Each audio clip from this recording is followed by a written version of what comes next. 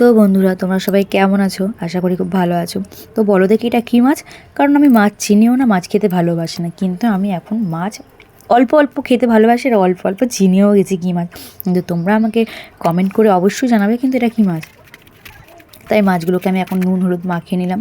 তো মাছগুলো এখন ভাজতে হবে। ভাজার জন্য কিন্তু অল্প তেল নিতে হবে, নাহলে কিন্তু আমি সমস্যায় পড়ে যাবে। আমি বড্ড তেল নষ্ট করি।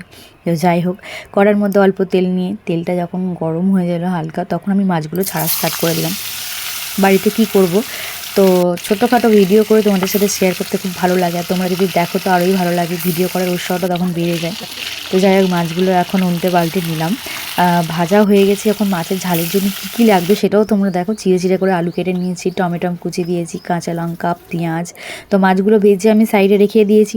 এবার গরম তেলে আমি কিছুটা ফোড়ন দিয়ে দিলাম। ফোড়ন দিয়ে তোমার কাঁচা লঙ্কা, পেঁয়াজ, তারপর আলুগুলো চিড়ে চিড়ে করে যে আলু কেটে রেখেছিলাম, সেটা হালকা পেঁয়াজটা ভাজার পরে সেই আলুগুলো দিয়ে আমি এখন নাড়াচাড়া করতে লাগলাম। আমি কী করবো, বাড়িতে একা থাকি, তাই রান্না করতে করতে তোমাদের সাথেও কিছু ভিডিও শেয়ার করি, আমার খুব ভালো লাগে।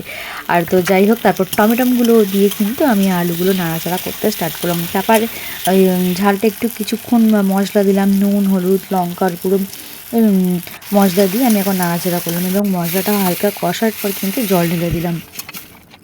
মাছের ঝাল কিন্তু খেতে সবাই ভালোবাসে, সামান্য ঝাল হলেই কিন্তু ভাত খাওয়া কমপ্লিট।